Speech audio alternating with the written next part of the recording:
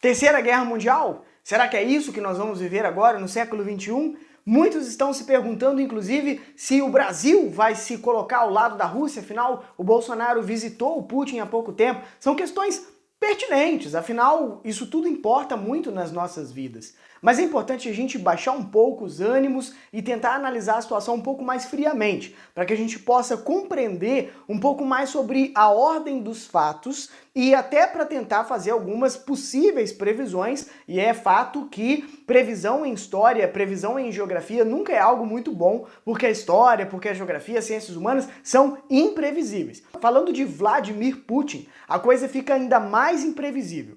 Já é comum de esperarmos de Vladimir Putin exatamente o imprevisível. Agora, na questão da crise da Ucrânia, por exemplo, a invasão acabou acontecendo e várias vezes falou, não vou invadir, eu vou, na verdade, enviar uma missão de paz para Donbás, a região de Donbás, para Luhansk, Donetsk, na verdade, é tentar apaziguar os ânimos e acabou que, na verdade, nós estamos vendo um ataque e, na verdade, um ataque por terra, um ataque por ar, um ataque pelo mar, um ataque generalizado da Rússia na Ucrânia. E neste momento em que eu estou gravando este vídeo, nós temos aproximadamente 50 soldados russos mortos, pelo menos é o que os números estão sendo levantados agora apontam, não são ainda estatísticas oficiais, e 40 soldados ucranianos mortos. E nós estamos de fato vendo a primeira invasão europeia em grande escala de um Estado europeu em um outro Estado europeu desde a Segunda Guerra Mundial. Então, de fato, é uma tensão marco. Falaremos desse evento nos livros de história, nos livros de geografia daqui para frente, para sempre.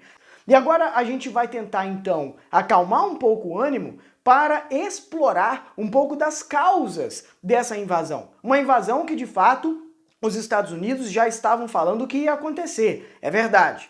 O presidente dos Estados Unidos, Joe Biden, já tinha vaticinado, já tinha afirmado várias vezes que uma invasão da Rússia à Ucrânia iria acontecer, era algo certo. Muitos especialistas disseram, não é bem assim, mas o fato é que a invasão aconteceu. A invasão aconteceu do dia 23 para o dia 24, na madrugada. O fato é que nós temos tanques russos, 3 tanques russos que já foram destruídos, ataques aéreos, ataques massivos, um ataque generalizado da Rússia à Ucrânia. E aí nós temos, é claro, as reações. As reações foram no mundo das sanções. O que é uma sanção? Uma sanção é uma restrição financeira, econômica, comercial, ou até mesmo política, ou até mesmo no âmbito jurídico, no sentido de restringir aqueles interesses do seu alvo, que vai então sofrer a sanção. No caso, os Estados Unidos, por exemplo, restringiu a movimentação financeira e comercial de algumas famílias russas em território estadunidense.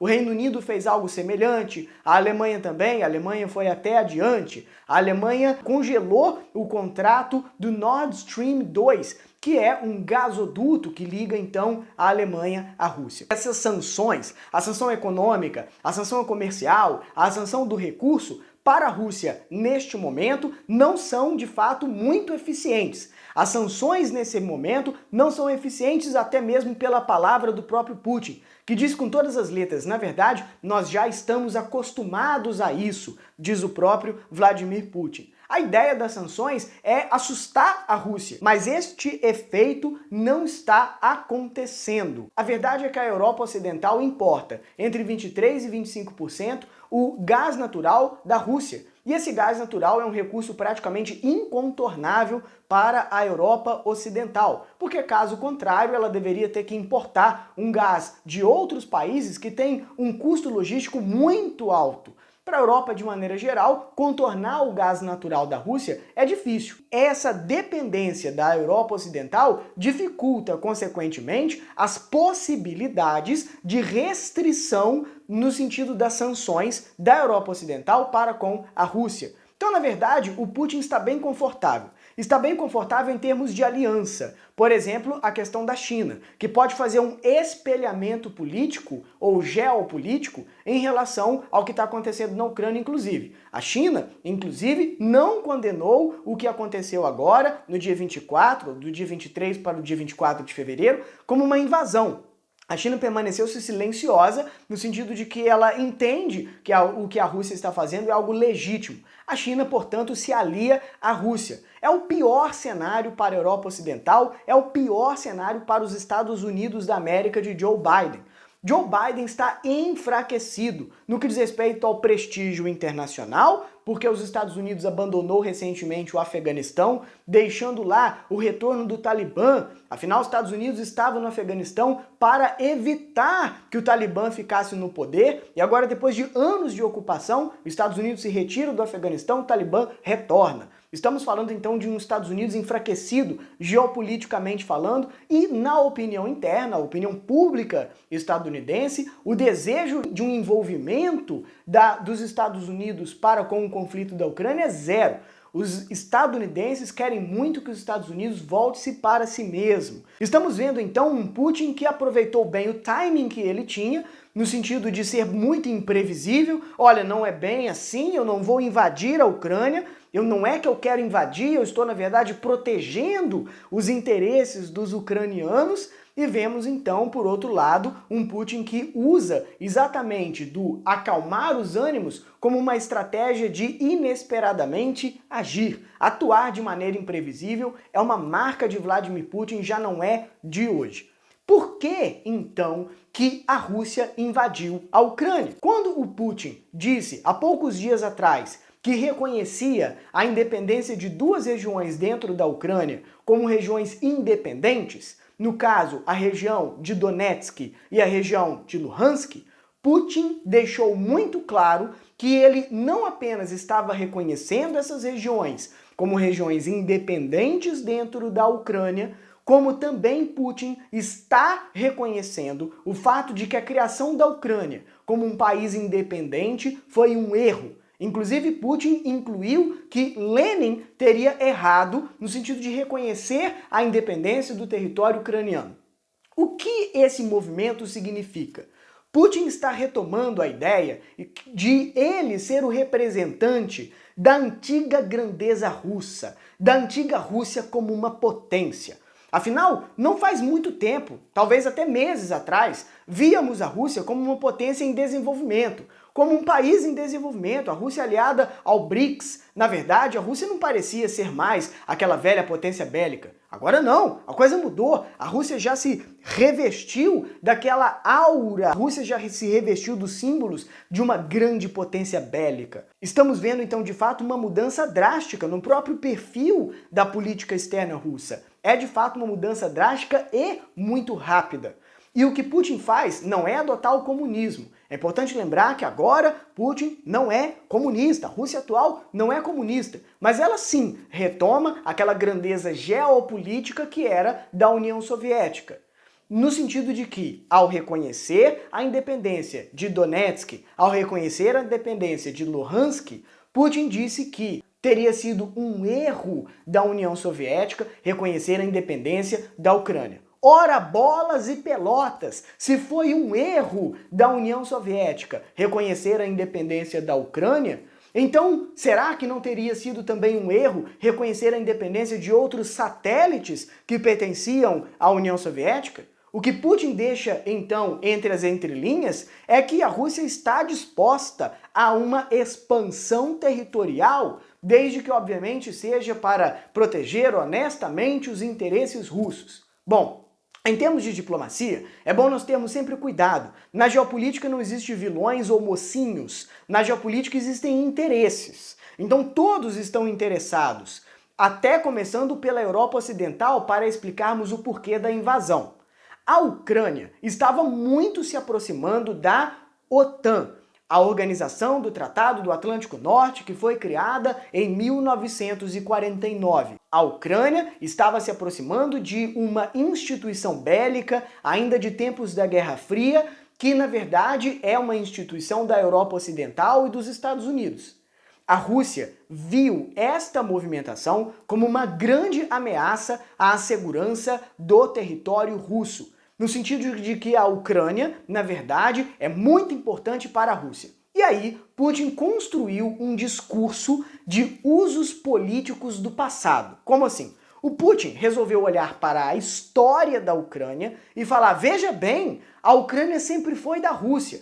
Eu gosto muito de um termo da historiadora Ângela de Castro Gomes, que é usos políticos do passado. E é isso que o Putin está fazendo.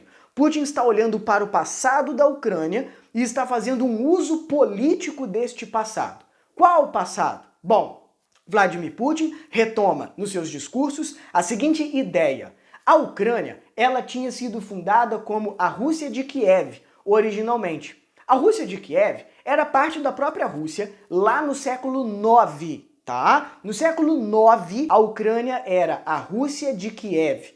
A Rússia de Kiev também se aliava à região onde hoje é Belarus. Era chamada de Rússia Branca e também era aliada à Rússia Grande, ou ao oeste, de onde hoje é a Rússia. Juntos, essa colcha de retalhos fundava o que era a Rússia original. O fato é que com uma invasão mongol, no século XIII, toda essa região, a Rússia de Kiev, Belarus e até a Rússia a oeste foi invadida. No caso, onde hoje é a Ucrânia, foi destroçada. Aonde hoje é a Ucrânia, a então chamada Pequena Rússia, ou Rússia de Kiev, houve um investimento de um czar chamado Ivan o Terrível. O nome já é muito autoexplicativo. O Ivan tinha uma política expansionista, no século XVI já. Então lá no século XVI, o czar Ivan retoma a política de expansão e coloca, já agora partindo de Moscou, aonde hoje é a Ucrânia, dentro do território russo. A Ucrânia então foi só ficar independente já no século XX. Portanto, originalmente, a Ucrânia é mais Rússia que outras áreas que foram incorporadas a posteriori. Outras áreas que vieram para a Rússia no século XVII, no século XVIII. Então o que o Putin fala é o seguinte, veja bem, eu não estou invadindo, porque na verdade a Ucrânia já é Rússia. Esse que é o discurso do Putin, ou seja, fazendo um uso político do passado, claro, dizendo que eu não estou invadindo lugar algum. E aí é interessante porque ele se coloca numa posição muito confortável. Na verdade, a Ucrânia sempre foi da Rússia. E se nós observássemos hoje os elementos de cultura, os elementos linguísticos, étnicos dentro da Ucrânia, muitos ucranianos dão razão ao Putin. Ao leste da Ucrânia, entre 85% e 90% das pessoas falam russo, se sentem russos, culturalmente, religiosamente, politicamente.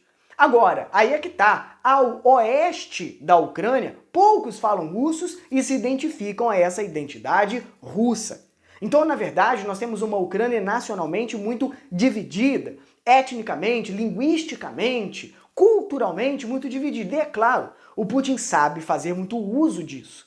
E aí é no sentido de, eu não estou invadindo Donetsk, Luhansk, na verdade eu não estou invadindo a região de Donbass. Na verdade, eu estou tomando o que já é nosso, o que já é russo, e na verdade, eu estou combatendo os verdadeiros rebeldes, diria Putin, e diz Putin. Os verdadeiros rebeldes são aqueles que acreditam que a Ucrânia não faz parte da Rússia. Inclusive, o Putin já usou até o discurso de desnazificação da Ucrânia. Olha só que doideira. Porque, na verdade, aqueles a oeste da Ucrânia teriam até tendências nazistas. E aí, na verdade, o Putin está protegendo a Ucrânia de um possível movimento nazista. O Putin, na verdade, está protegendo a Ucrânia de uma possível movimentação que não diz respeito àquilo que a cultura verdadeira da Ucrânia é. Nós estamos vendo um Vladimir Putin que usou de muitos recursos estratégicos e deixaram de calças baixadas a maior parte dos líderes da geopolítica do nosso tempo.